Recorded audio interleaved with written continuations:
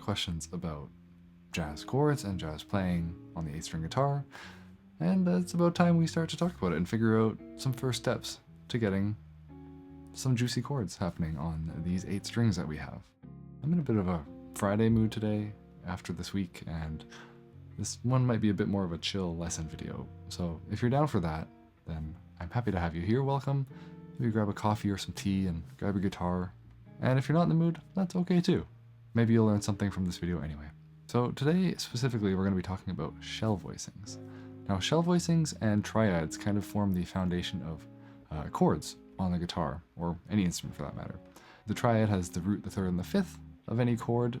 So we have our basic kind of 3 notes that form major, minor, diminished, augmented, or suspended sounds. And then our shell voicing has the root, the third, and the 7th.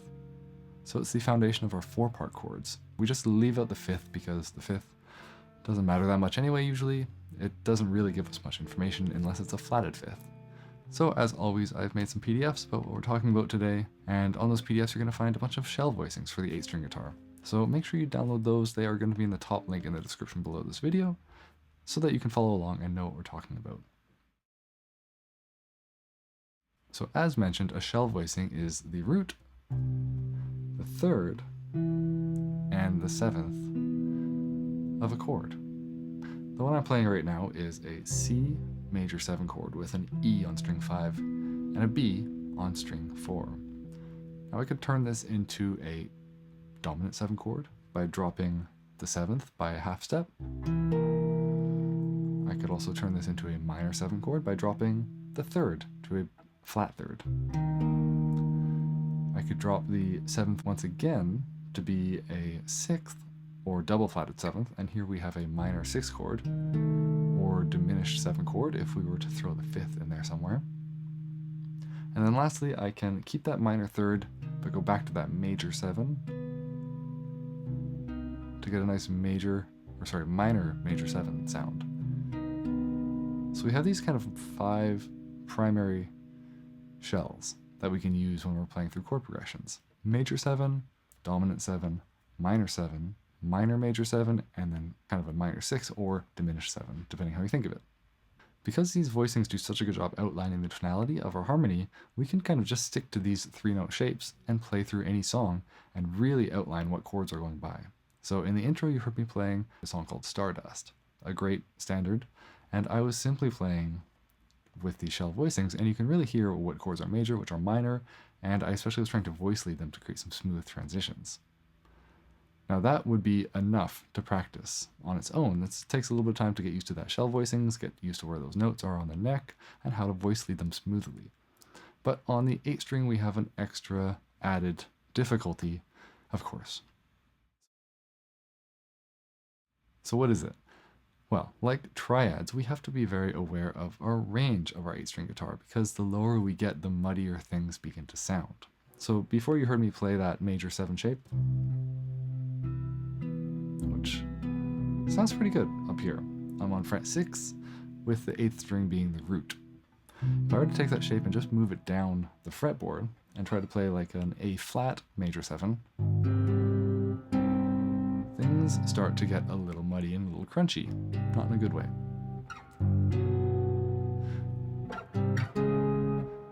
And if I go too high, let's say I do string 7 root and I go up to fret 15 and do that shape, it still sounds okay, but we're starting to sound a little bit split, a little bit too far apart. So what is the solution for the different characteristics of the different ranges of our instrument? Octave displacement. Going back to our C major 7. Let's say this is a little bit muddy for me. I can take the 3rd, which is my middle finger, it is the middle note of this chord, and jump it up an octave. So now we have that. There's a 3-string gap between my root and my 3rd and 7th. It's pretty large, and on a 6-string would probably sound a little thin, but because we have these super nice juicy low notes on the 8-string, it still sounds very full. Now if we move this shape down, we'd never enter mud territory, and actually on those lowest frets it sounds super nice, very full. We're not lacking anything, just 3 pitches. Now if we were to take this up and go a little higher with it, so let's say we want to have an F major 7, we jump that up the octave, go all the way up to like a B major 7, that's going to start sounding a little bit thin, so maybe we don't want to do that extra string in between those notes, so I'm going to bring it back down the octave. Sounds nice, but even that might be a little thin for me right now. So the other way I can do an octave displacement is to take our top note, which in this case is the 7th, and drop it down an octave.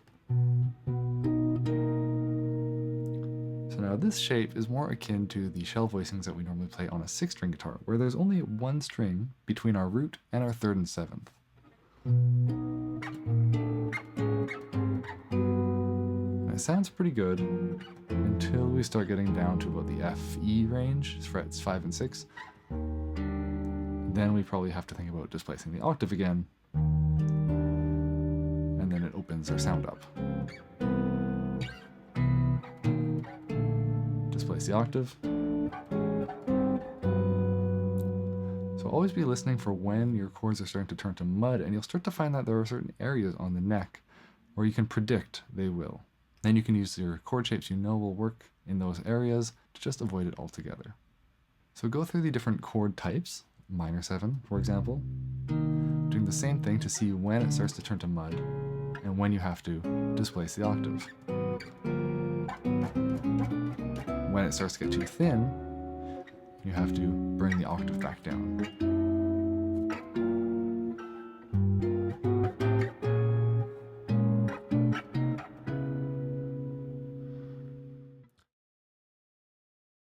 Once you start to get a handle on these chord shapes, you're going to want to find a tune and just start to work through the chord progression, sticking to the shapes.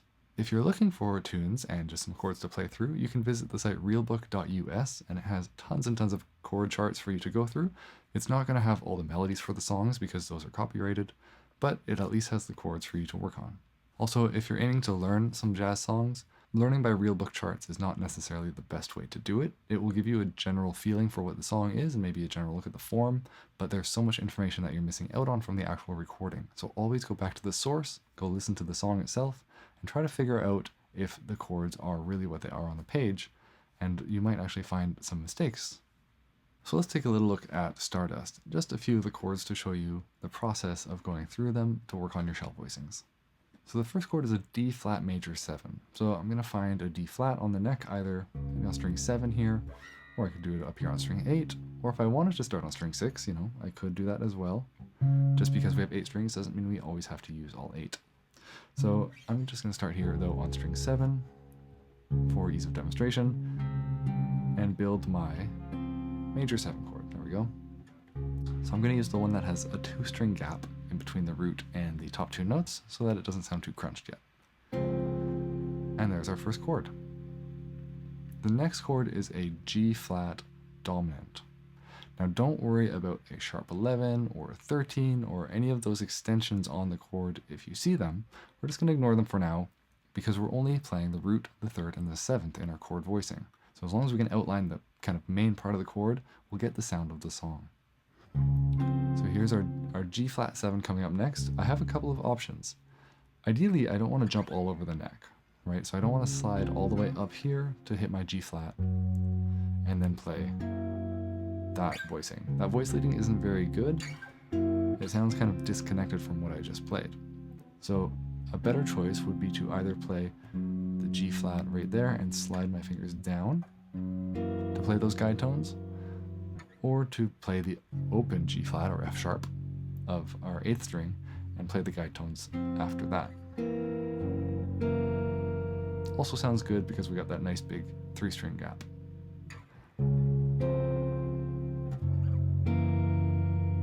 Alright, following that we have an F dominant sound. So an F7 with a flat 9 as it appears on this chart here. Again, ignore that flat 9, we're just going to do the F7. So our closest voice leading is going to be to play an F here and just slide our fingers down 1 more fret from our G flat, which makes sense, G flat 7 to F7, just 1 fret apart. From here we have a B flat dominant sound next, and we're kind of running out of room to descend, although we could. stretch up here for the B flat. Instead, we still have that open D and A flat as the 3rd and 7th. So the shape is not one that's going to appear on the PDF, but it's kind of like a way that we can get it and maintain our voice leading. If we don't want to do that, we can simply change string group. So we're going to go and play the B flat up here on string 8, fret 4, and our 3rd and 7th are now going to be on strings 5 and 4. Same notes we did before, but a little bit more comfortable to play. So let's put that whole line together now and see what it sounds like.